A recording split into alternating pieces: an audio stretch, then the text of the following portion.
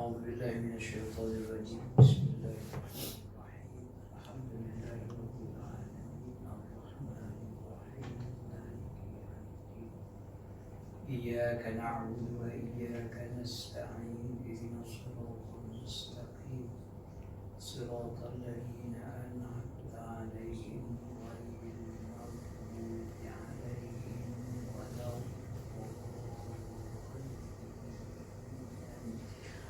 Assalamualaikum warahmatullahi ta'ala wabarakatuh. A'udzu billahi minasyaitonir rajim. Bismillahirrahmanirrahim. Alhamdulillahi rabbil alamin wal 'aqibatu lil muttaqin wa la 'udwana illa 'alal zalimin.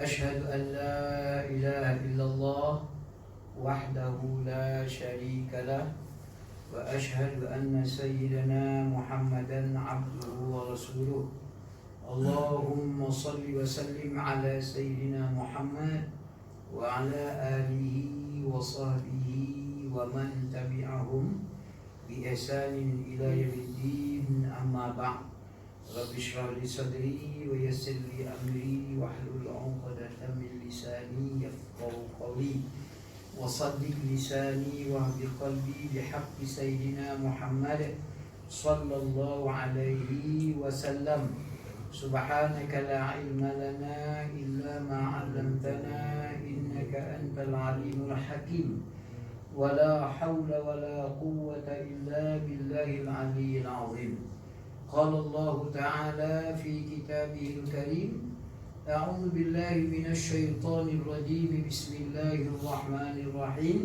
يا أيها الناس اعبدوا ربكم الذي خلقكم والذين من قبلكم لعلكم تتقون صدق الله العظيم.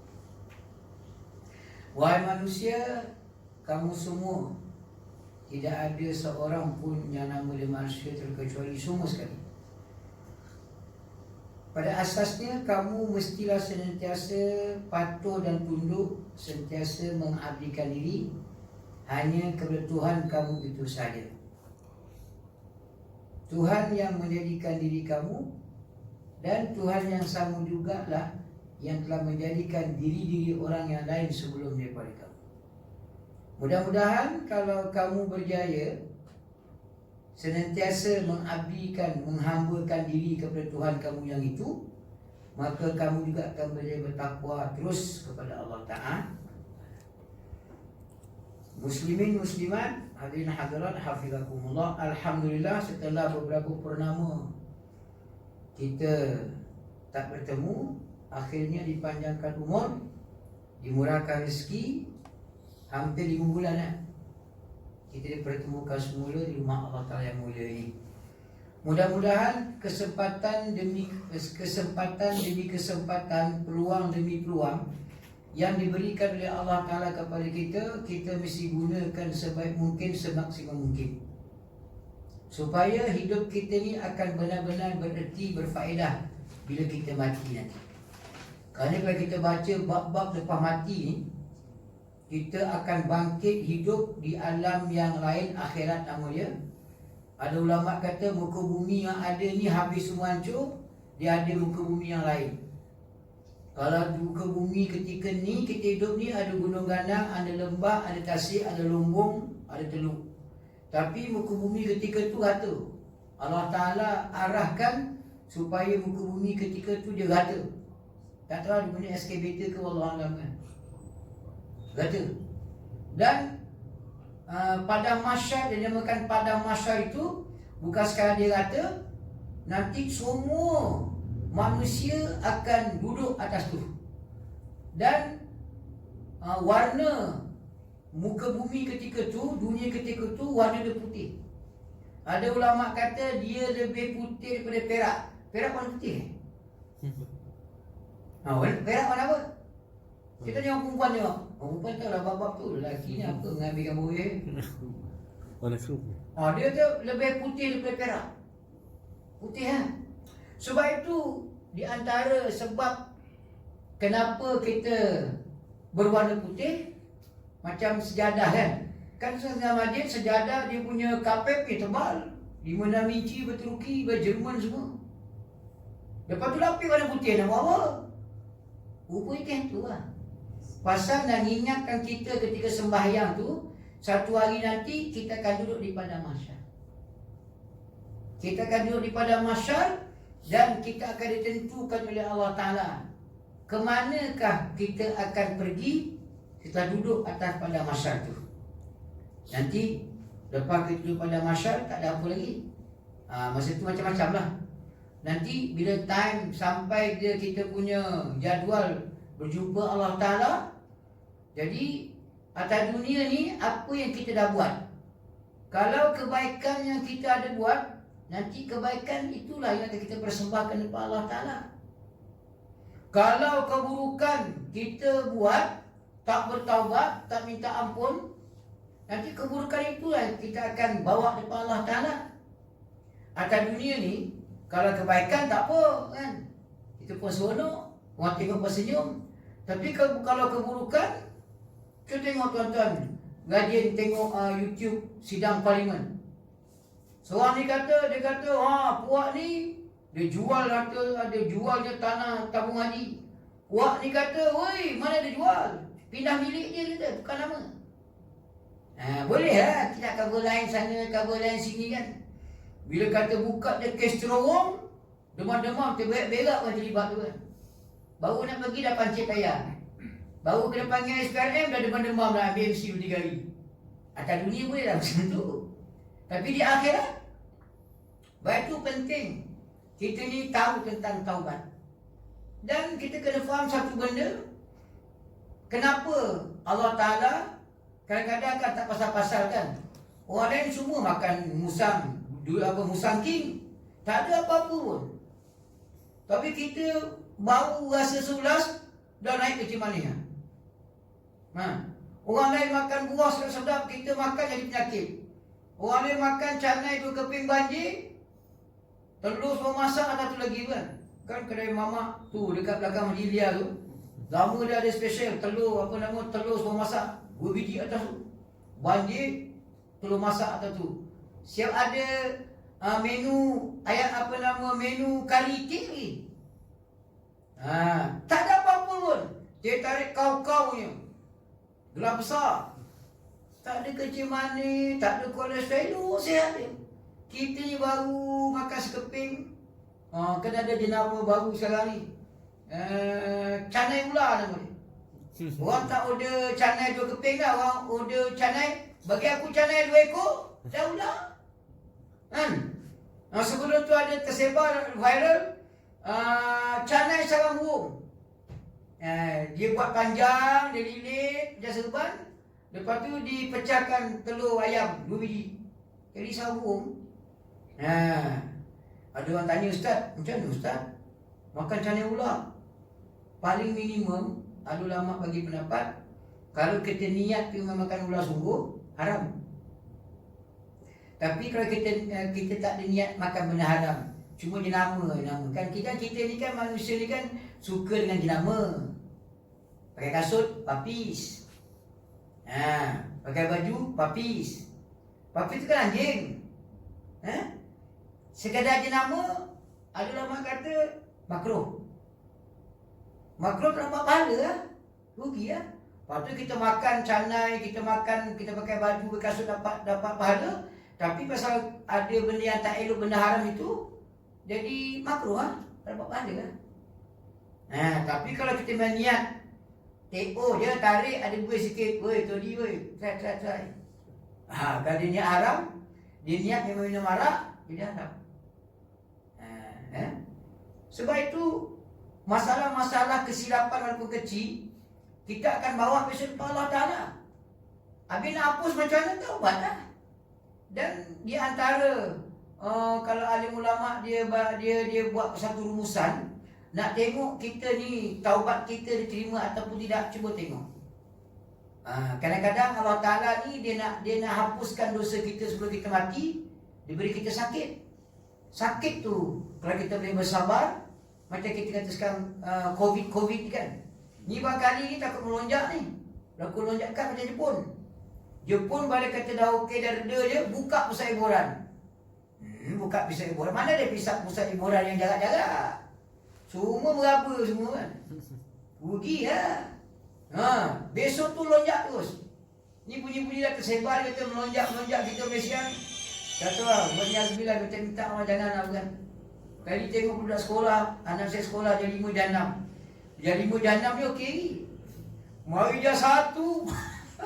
Kata nak jaga macam mana budak dia 1. Masuk pagar, cikgu kata jarak, boleh ya? Keluar pagar, bebas mereka. Masuk pas sekolah, dengan tak pakai topeng, dengan tak dia jarak, aduh.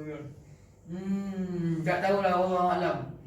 Tengok-tengok pun di kedai-kedai pun dah tak jaga. Sebab itu kita jaga. Tuan-tuan, saya dulu nikah.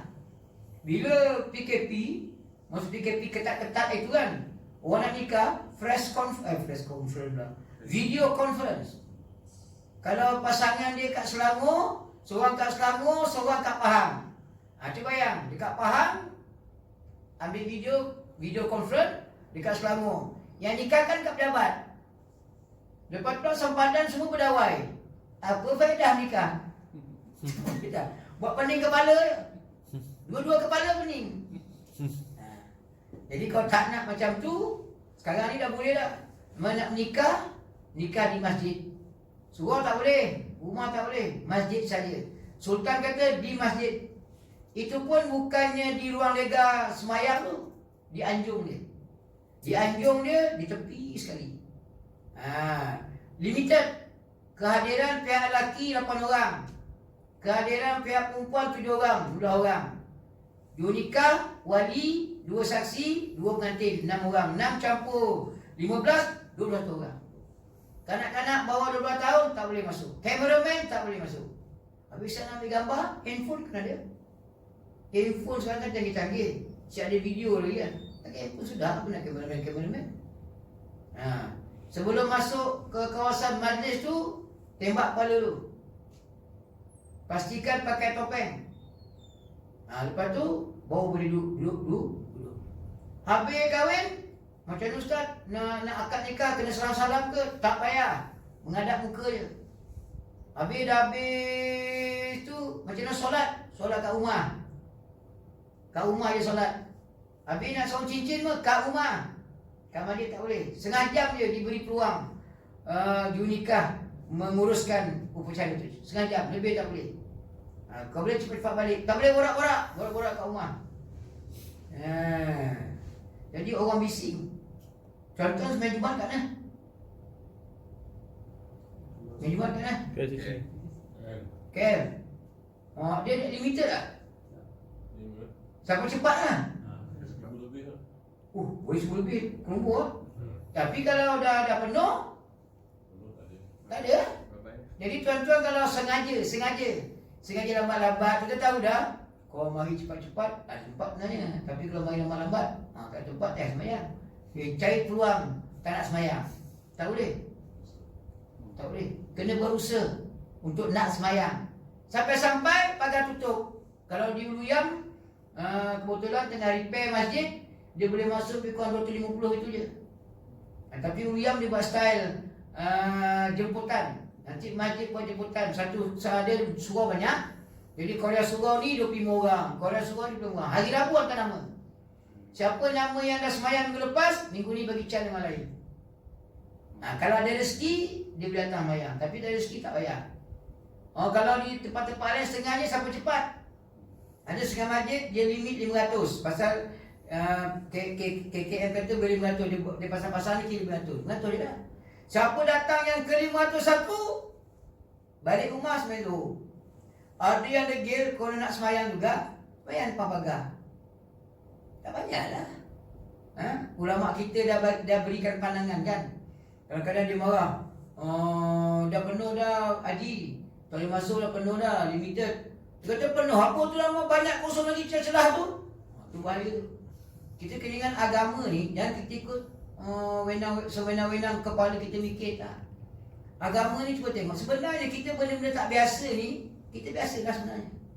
Kita tengok bila sembahyang Zuhur. Orang musafir tengok orang soleh. Orang musafir, kalau 4 jadi 2. Kalau zuhur lain, asar lain, bila musafir dia boleh longgok, dia boleh langsam, dia boleh jamak takhir, sama ada zuhur dalam waktu asar ataupun takdim, asar dalam waktu zuhur.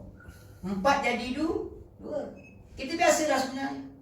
Kadang dia komplain, apalah, ada semua dia komplain. Orang politik kan dia lahanat sikit. Ya. Dia komplain. Dia kata apa kerajaan Perikatan Nasional ni? Dah tak 4 Jumaat tak ada sembahyang dah. Biasa kita tahu kalau 2 kali dengan sengaja tak Jumaat jadi fasik. Itu kalau sengaja. Ini bukan sengaja wabak. Dia ingat dekat Mekah ada kan? Perikatan Nasional. Mana ada? Luar negara di Indonesia tak ada Perikatan Nasional pun. Kita kata benda ni wabak. Rupa-rupanya tuan-tuan, maklumat kita dapat, di Mekah tu berkali dah wabak berlaku. Di Madinah. Zaman masa batang tubuh Nabi tu ada dah wabak. Adakah sekali wabak yang paling teruk, berapa ratus ribu orang jemaah haji yang mati syahid pasal kena wabak. Wabak ni bukan benda baru, benda lama. Nabi pun sebut tentang wabak. Wabak ni bukan setempat, satu dunia kena. Tak ada tempat yang tak ada kena. Cuma beza dia lebih sikit, kurang sikit tu je. Sebab itu dalam agama ni macam mana keadaan pun kewajipan kena buat. Tetapi kadang-kadang kalau macam wabak, dia menyebabkan kematian. Sebab itu tahun ni orang tak pergi haji. Kalau ada jemaah haji pun orang tempatan je. Kita nak haji macam mana? Tak boleh rentas badan. Kapal terbang pun tak buka. Kapal terbang buka pun untuk orang Malaysia nak balik ke Malaysia. Special punya penerbangan. Nak keluar tak boleh.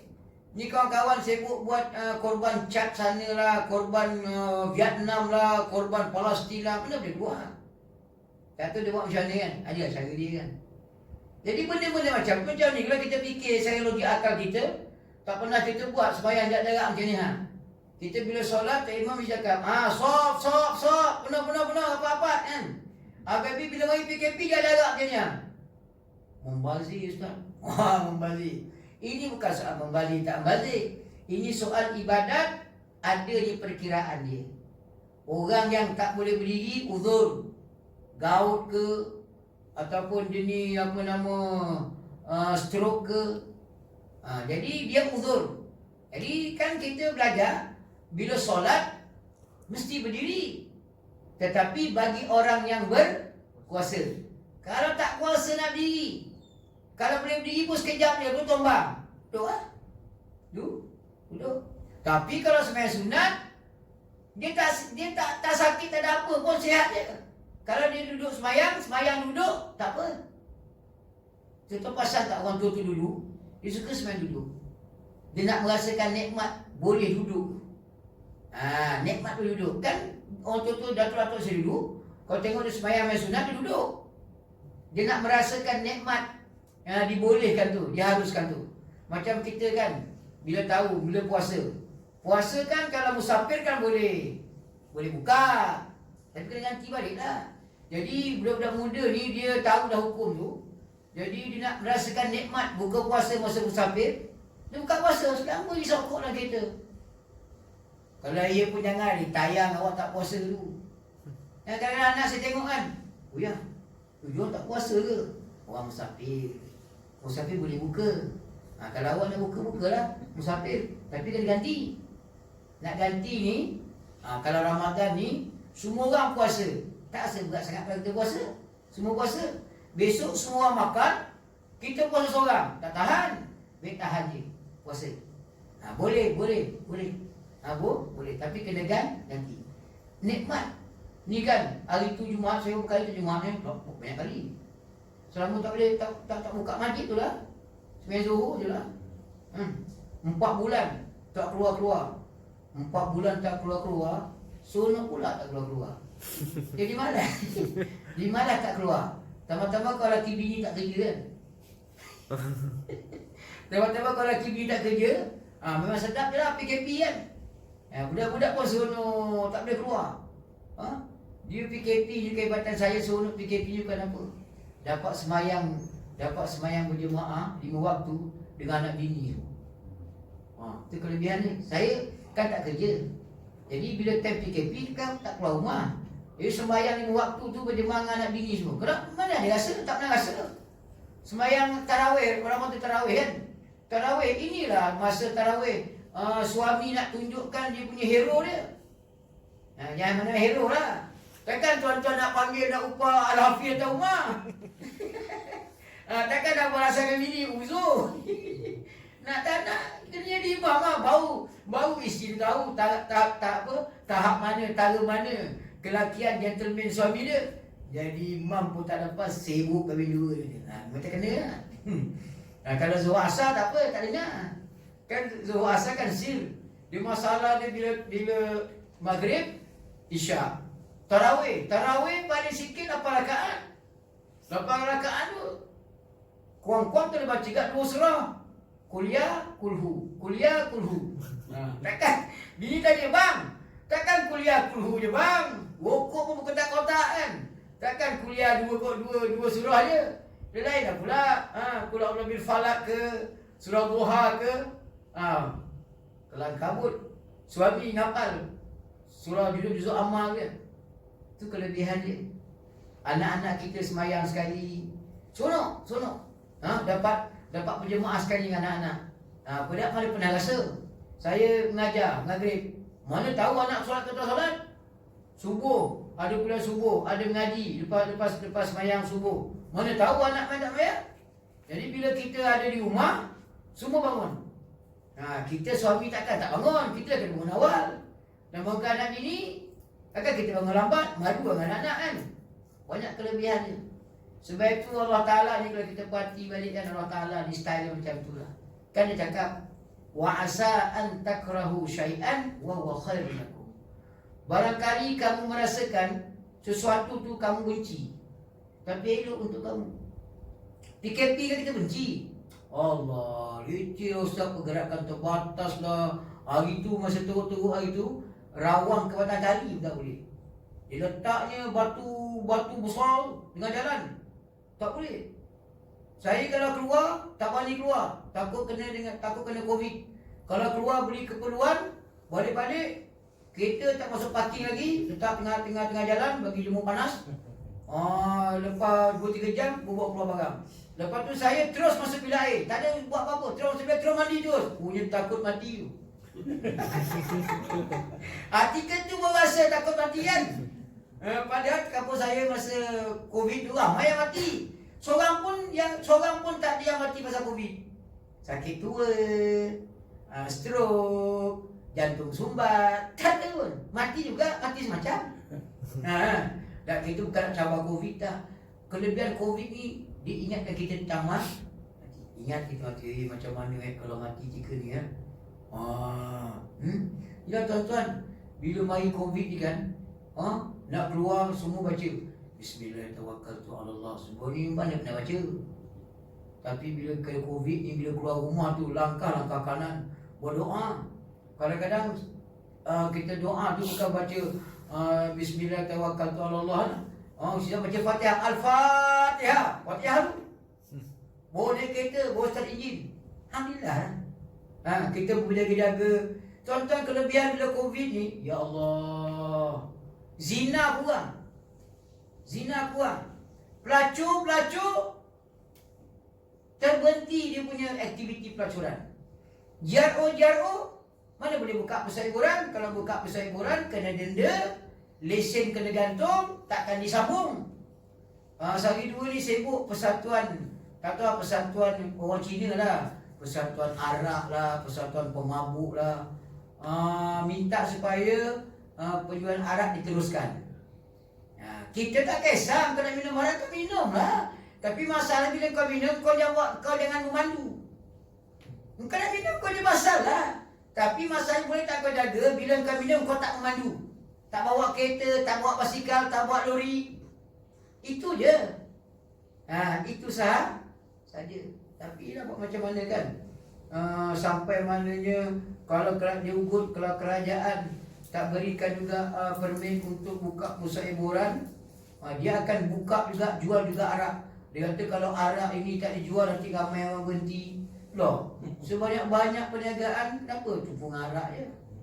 Tapi buat macam mana kan, masyarakat kita biarlah mudah. Dalam kepala otak dia yang penting duit, yang penting gaji, yang penting ekonomi. Orang nak mabuk langgar ke, orang nak mabuk mati ke, orang nak mabuk, kan saya pernah sebut itu. Saya tanya dengan kawan-kawan Cina kan.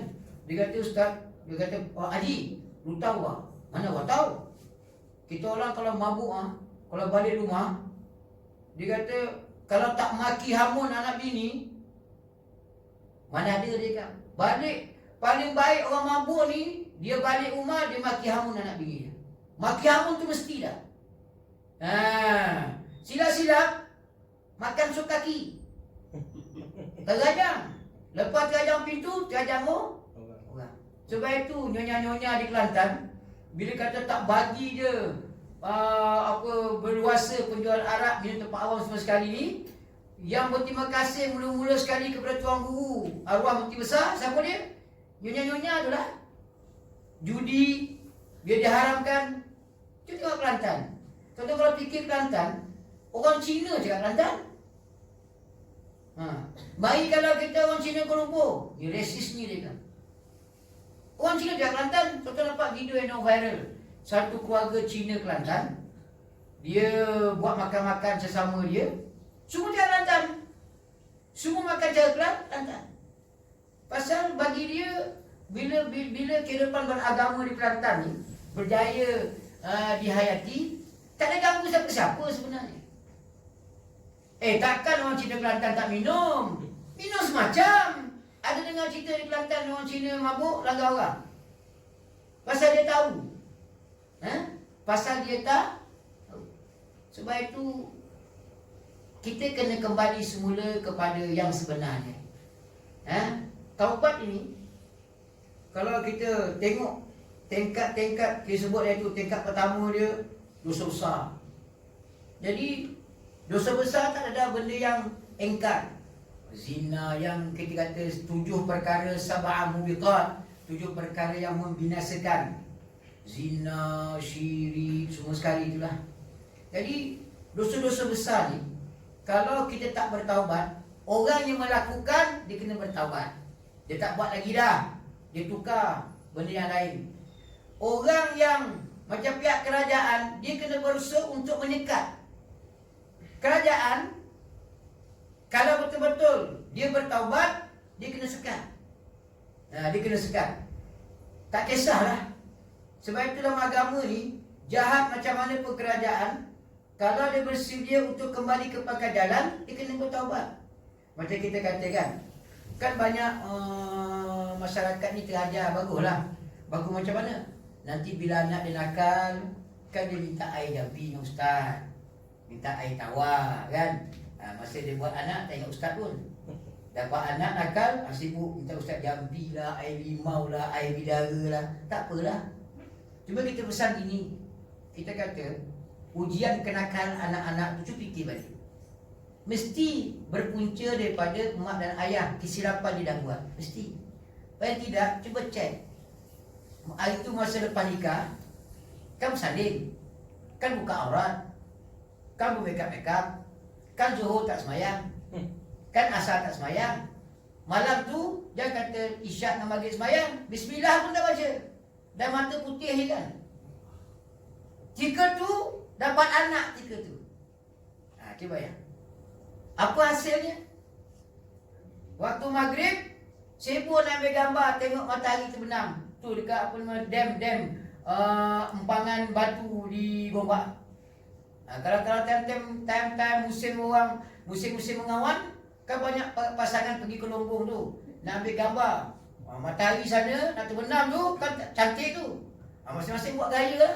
Gaya Superman, gaya Batman. Mula-mula suami dukung isteri. Betul isteri gemuk besar, lepas tu isteri pula dukung suami.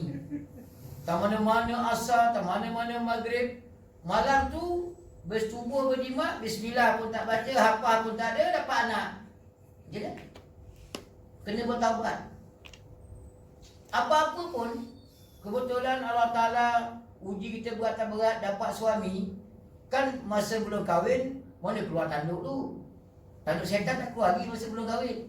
Semua buat muka baik je kan. Yang perempuan pun muka baik, yang lelaki pun muka baik. Dah kahwin baru terbuka, terbelang. Baru keluar tanduk-tanduk tu kan.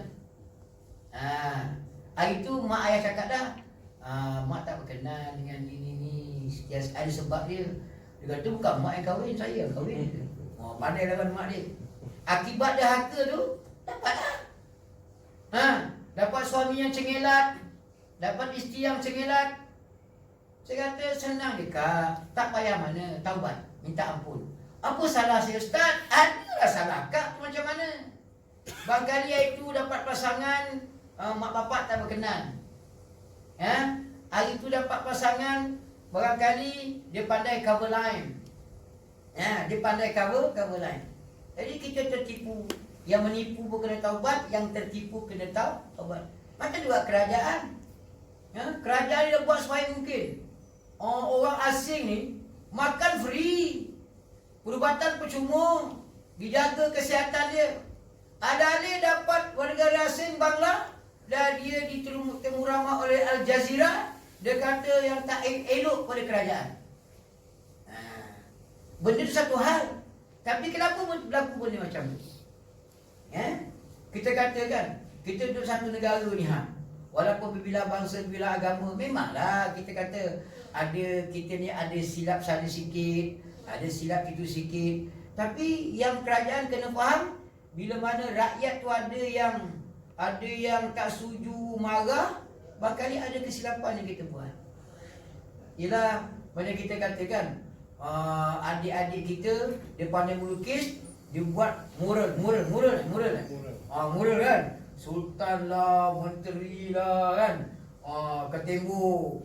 Tak sampai berapa hari, dia tengok ada tulisan babi lah, apa benda lah kan. Kan kenakalan nakal. Rakyat yang nakal. Dia ingat kenakalan itu lepas macam tu je. Dia ingat tengah malam orang tak nampak. Tahu-tahu ada CCTV tangkap gambar dia. Nampak sendiri mak ai perempuan si gomok ni punya. Satu benda memanglah yang salah tak salah. Tapi benda-benda macam tu, kenakalan-kenakalan seorang anak, kenakalan rakyat, dia mak bapak kena taubat. Kerajaan kena taubat. Apa taubat dia? Kan masyarakat kesilapan hari ni kalau taubati, di antara budaya tak elok yang tengah subur pada masyarakat pada hari ini, apa nama dia? Apa nama dia tu? Persepsi. Orang mula panggil persepsi. Kalau orang zaman dulu, zaman-zaman masa batang tubuh Nabi tu kan, kalau kita belajar sirah kan maksud nama jahiliyah. Jadi zaman jahiliyah, kalau dapat dia anak perempuan, nanti rasa malu. Bila adik dia beritahu, "Weh, kau dapat anak perempuan, tahniah." Nanti bapak dia rasa malu. Bapak dia akan merah padam, muka marah. Pasal apa? Persepsi ketika tu, kan? Lahir perempuan, hina. Dapat anak perempuan, hina. Jadi, budaya masyarakat memberikan gambaran tak elok kepada benda yang elok. Kan Allah sebut, wa idza busyira ahaduhum, apabila diberikan berita menggembirakan kepada mak ayah dapat anak perempuan, kan berubah muswaddan wa huwa kadhim, berubah muka dia. Kita panggil persepsi. Tadi macam itulah. Orang telah mengatakan tak elok. Ini apa nama? Ini Pak Lebay ni, Pak Lebay. Pak Lebay ni kan boleh pakai dia. Ini Pak Lebay kopiah longgak diberi gambaran tak elok Pak Lebay. Pak Le macam janda lah, kan dia sebut janda. Jadi lau. Dia sebut janda bila anak-anak kita nak kahwin dengan janda, dah tak ada perempuan lain kau. Janda juga benar. Kan diberikan gambaran tak elok. Gambaran tak baik. Macam Kelantan, kerajaan dia STRM tak tahu nak kata apa dah. Tak adalah kita kata nak cas yang berhormat ni rasuah, tak ada. Tapi hari ini ditimbulkan balik. Dia kata, rakyat susah, air keruh, tapi YB pakai Mercedes. Tu gambaran persepsi ya. Tak macam dulu lah. Dulu Tuan Guni Aziz bagus. Kali tak pakai dah. Semua sibuk pakai Mercedes. Kita kata kalau dia beli dengan duit gaji dia ada apa kesalah. Bukan dari duit rakyat. Kita nak tuduh dia makan duit rakyat. Tu SPRM kan ada. Persepsi. Dibina persepsi. Oh ini. Nah, disebut pun tak keluar. Sebab itu dalam agama ini diajar, selagi tidak ada bukti yang kukuh, selagi tidak ada pihak yang berautoriti untuk memberikan keputusan yang benar dan tepat, kita tak boleh tuduh. Tambah-tambah kalau benda-benda berkaitan dosa besar, merompak, menyamun, itu kan benda kecil dosa. Berzina. Saya duduk Ulu Kalung, Ulu Yam. Ulu Kalung ni orang suka mandi-mandi kat ujung tu. Jadi dia nampak budak-budak muda keluar sepasang kan. Nampak dia keluar, dah petang-petang baru balik pasal kuyup, kita pun cakap, tu balik zina tu. Mana boleh kata macam tu, kita nampak ke? Kan zina ni mesti nak sabit hukum zina ni, pertama sekali ada saksi tengok tak? Saksi tengok tu pula bukan saksi sebarang saksi. Saksi 4 orang. 4 orang mesti 2 biji mata dia. Kalau seorang tu sebiji je mata dia, tak boleh. Tak boleh. Atau seorang tu dia kencing manis, mata rabun, spek tak pakai. Hakim tanya, ini 4 orang ni, dia tengok mereka cakap, semua okey, mereka seorang je. Yang seorang ni kencing manis, kuat, tinggi kencing manis dia. Tengok cek mata dia, rabun. Pas. Tanya awak, tengok. Masa bila malam, ada lampu tak? Tak ada. Lepas. Dia kena tengok. Kalau orang tua-tua kata, semacam mana ibu celak, anak celak, masuk ibu celak. Nampak benda tu masuk keluar masuk. Tak kelip-kelip lah. Kalau kelip-kelip tak boleh. Bukan sebarang barang.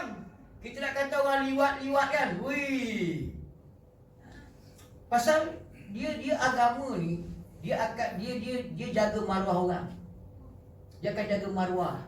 Yelah tuan-tuan, kalau kita tuduh orang buat dosa besar kan maruah dia jatuh. Orang ni bagus, orang suka ke dia, kita caditkan dia dengan benda yang tak elok, jatuhlah maruah dia.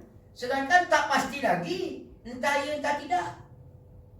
Entah ya entah tidak, jaga. Sebab itu kerajaan kalau betul-betul nak kembali ke pangkal jalan, dia kena didik masyarakat. Didik masyarakat. Didik macam mana tak ada dah. Mesti dengan agama. Bila didik dengan agama ni bukan mesti buka sekolah agama semua. Tak. Maknanya apa benda pun kita ajar mesti berasaskan pada agama. Macam kita katakan bab berniaga. Bab berniaga ni kan di antara falsafah yang menjadi makanan kepada kita peniaga ni, tak tipu tak untung. Tak tipu tak untung. Kalau musim durian, masa saya dulu yang masih kecil-kecil hari tu, bila jual durian, apa orang kampung ajar? Kan durian ni kan bukan semua elok. Ada yang ditembuk di ulat. Jadi untuk nak maintain harga dia supaya tak jatuh, jadi bila jatuh durian tu tengok ada lubang. Kita hempuk pergi ke tanah. Nanti bila tanah tu bila kita hempuk durian ke tanah tu melekat dekat lubang tu kan. Tak nampak.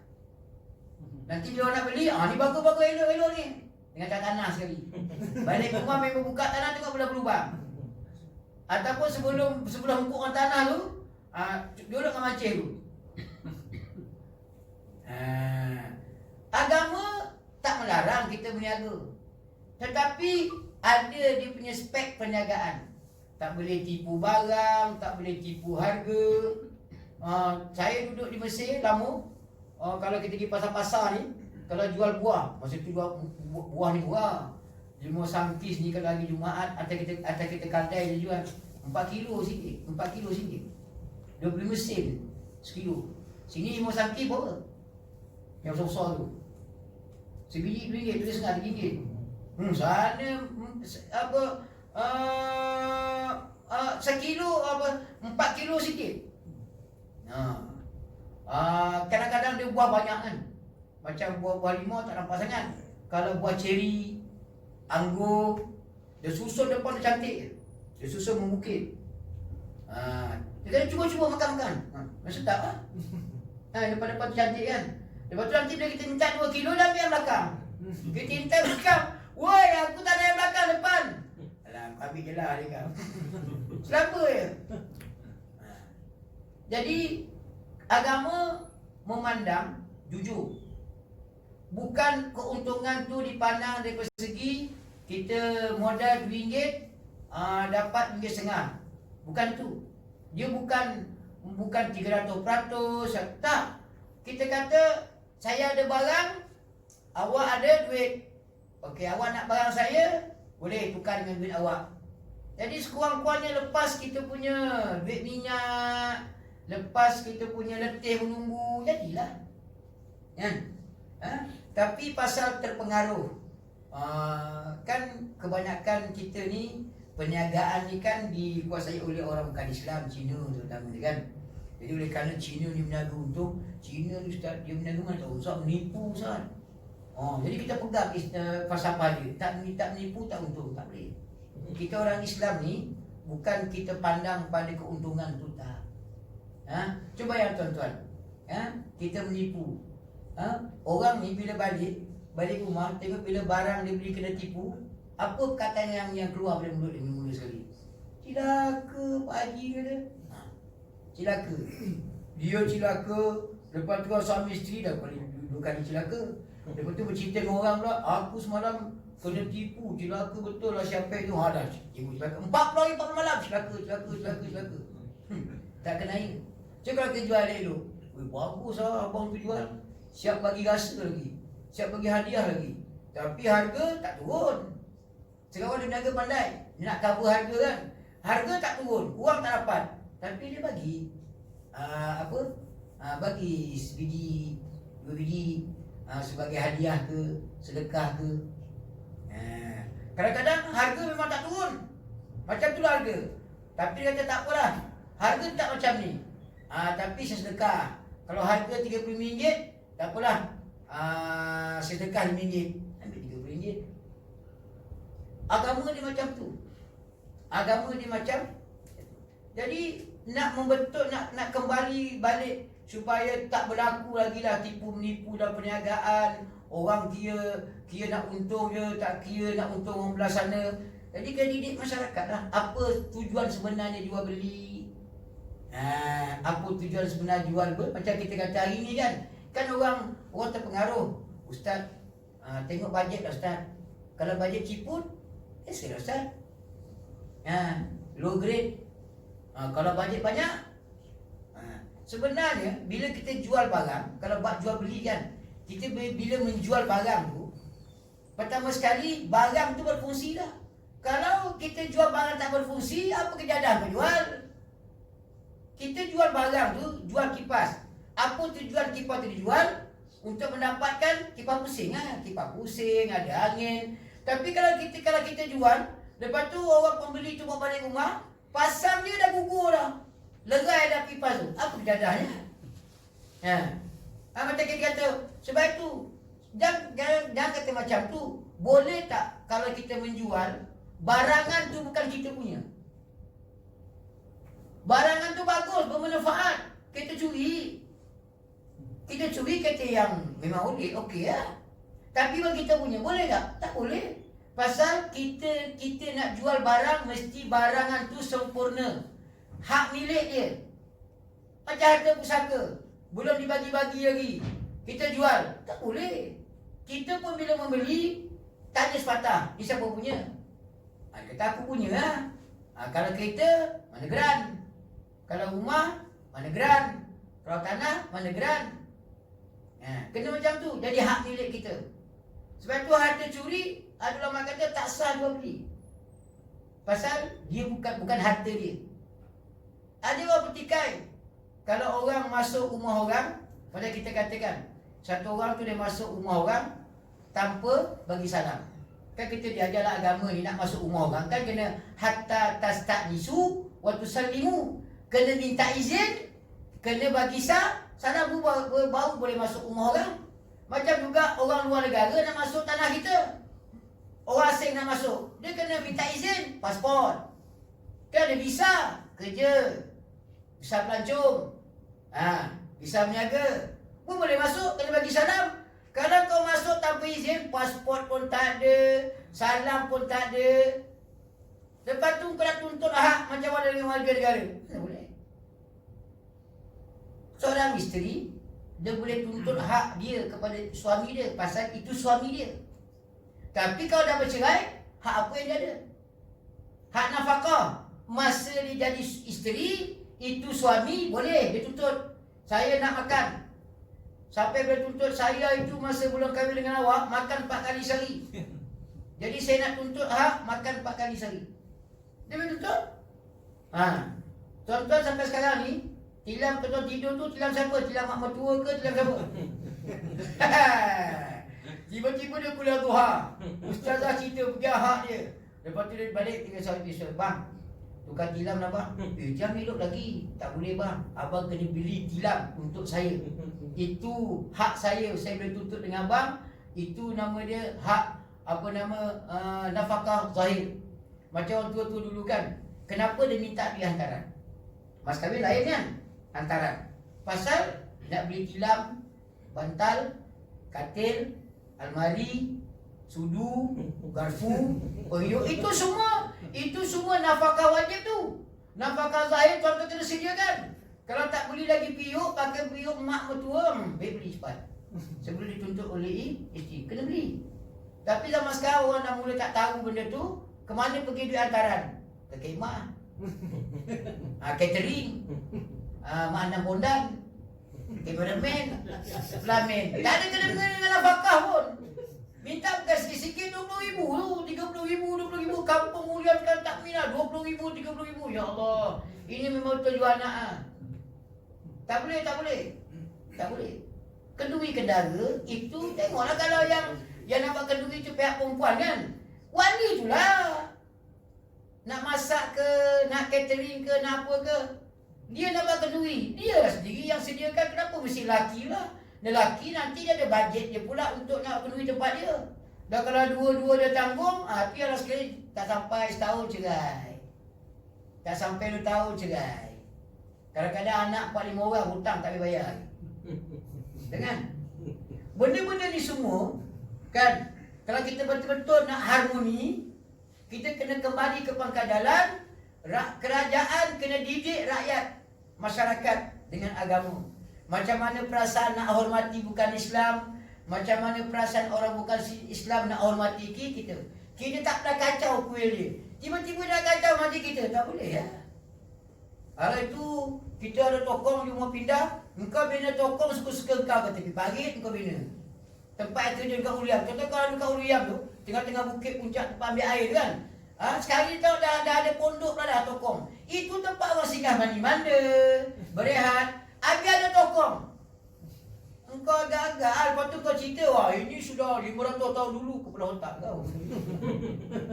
Kalau kerajaan tak nak didik masyarakat, hormat. Kau kena hormat, ini bukan tokong. Ini tempat orang mandi-manda, kena hormat. Engkau nak buat tokong boleh. Kalau engkau penduduk satu taman tu 2 orang je dia. Nak tokong besar-besar apa? Kau bila tokong depan rumah cukup dah. Kita ajar, kita didik masyarakat. Apa yang sebenarnya? Apa sejarah tanah ini yang sebenarnya? Kalau kita tak bertaubat, tak kembali ke pangkal jalan, tak didik masyarakat menyedari tentang asal usul, yang rugi nanti siapa? Masing-masing akan menuntut, woi ini India punya, woi ini Cina punya, woi ini Melayu punya. Macam kita katakan, kita di antara benda yang kerajaan kena ingat, rakyat ni tahu ke tidak perlembagaan negara kita ni? Tanya saya mana tahu? Tahu. Undang-undang tubuh negara. Apa hak? Orang Islam ada hak. Orang bukan Islam ada hak, macam-macam berhak. Cuba tengok hari ni, bila dah tak tahu benda-benda macam tu kan, kadang-kadang kita tengok orang yang pasport tak ada, boleh buat kereta, boleh buat lori, boleh buat motor. Saya di kampung tu, kau buat motor kan lesen ke? Ada apa? Kau ambil kat mana? Kau beli kat mana? Aku nak ambil lesen, beribu keluar tau. Kau bila masa? Kau ambil lesen kan DJ? Engkau pasport pun tak ada. Itu belum lagi yang bawa lori. Itu belum lagi yang bawa tayar 3. Jadi benda-benda macam ni kalau kita nak mengharmonikan, kita kena taubat. Kita kena kembali ke pakar jalan. Tengok apa hak orang asing boleh tak bekerja di Malaysia? Boleh. Dengan syarat dia ada permit sebab itu kalau buat kahwin kan, kalau dia datang ke Malaysia ni permit dia kerja, tak boleh kahwin. Itu janji lah.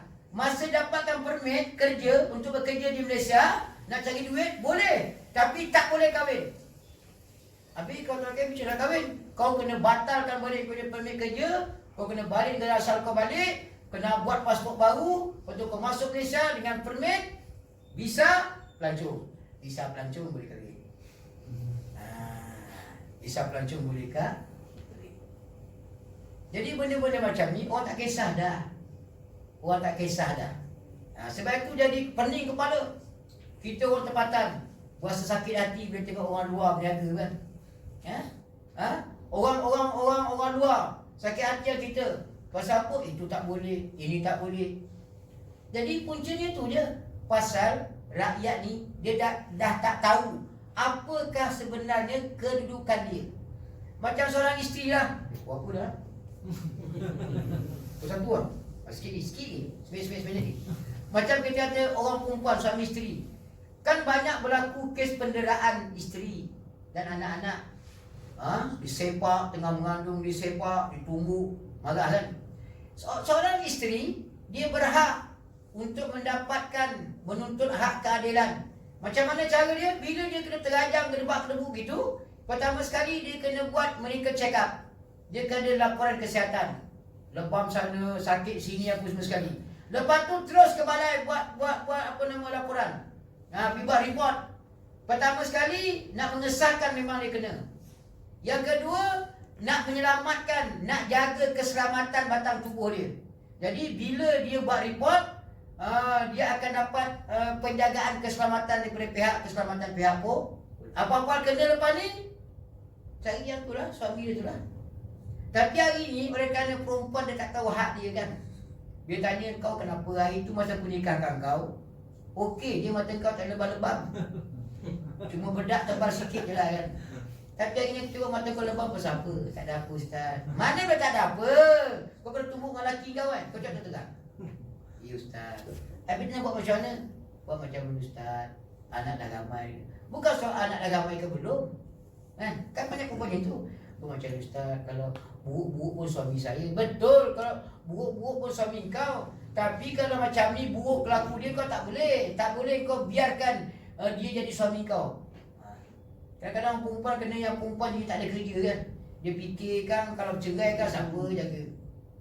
Jadi kira rezeki ni kalau orang yang yakin percaya, Allah, selalu dia sebut puak-puak Bangla tu apa pun tak ada. Puak-puak Myanmar tu pasal burung tu. Bila kata bila dicekup je puak-puak apa Burma ni, macam dah tak ada apa dah, macam lengang je. Pasal dia kuasai dah pasal burung tu. Cuba cek tengok kan ada keluar kenyataan kan. Di Banci penduduk sekitar pasar burung tu berapa puluh ribu. Berapa puluh peratus semua dah nasib. Orang luar negara tak sampai beberapa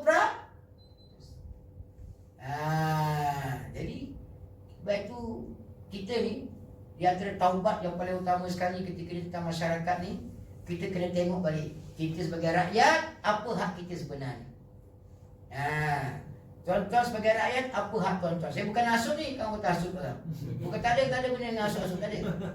Kita ni orang Malaysia berhak untuk tahu hak kita. Macam tuan-tuan bekerja kan? Bekerja ni dia ada hak dia yang dia boleh tuntut dengan majikan. Semacam mana majikan boleh tuntut hak dia kepada pekerja. Jadi kita buat tukang macam-macam lah menjadi dulu sudah ni. Sekadar itulah. Jadi mudah-mudahan tuan-tuan Allah Ta'ala berikan kita peluang dan ruang sehingga kita mengerti akan kehidupan yang sebenarnya. Sehingga kalau kehidupan kita itu kebetulan kita lalui dengan baik, Alhamdulillah. Kita jaga baik-baik benda yang baik itu. Kalau kebetulan kita lalu benda yang tak baik, kita minta ampun dengan Allah Ta'ala. Mengaku tu terang. Betul, saya masa jaga tabung haji itu saya jual tanah habis kita. Orang pernah marah dah kan. Kalau marah orang sumpah je. Kalau boleh marah pun orang tweet je, tweet ke TV kan. Ngaku je. Ini dah buat jahat, pun tak ngaku kan. Buat apa? Kita ngaku je. Depan suami, depan isteri, ngaku. Ayah betul yang saya silap, minta maaf. Dengan anak-anak, kena macam tu. Barulah kita rasa lega. Dia contoh kalau kita boleh, kalau kita berani minta ampun, minta maaf kan. Seorang suami, bila dia berani minta ampun dengan isteri dia, Allah, lapang dah dia tahu. Kalau kita ni buat jahat kepada orang, kita minta ampun, Allah, hidup ni bahagia, tak makan pun tak apa. Tapi kalau kita ni buat jahat, tak minta ampun, makan pun tak kena kenyang. Dah macam ular sawa pun. Ya Allah Allah sekarang tu lah. Ya baik kepada Allah Ta'ala, tapi saya boleh minta maaf. Aku qali hadza wa astaghfirullahaladzim li wa lakum wa lisa'il muslimin wal muslimat wal mu'minina wal mu'minat fastaghfiruh innahu huwal ghafurur rahim. Subhanakallahumma bihamdik wa asyhadu an la ilaha illa anta astaghfiruka wa atubu ilaik. Bismillahirrahmanirrahim. Wal 'asr innal insana lafi khusr illa alladziina aamanu wa 'amilus shalihat wa tawassaw bil haqq wa tawassaw bis sabr. Wassalamu alaikum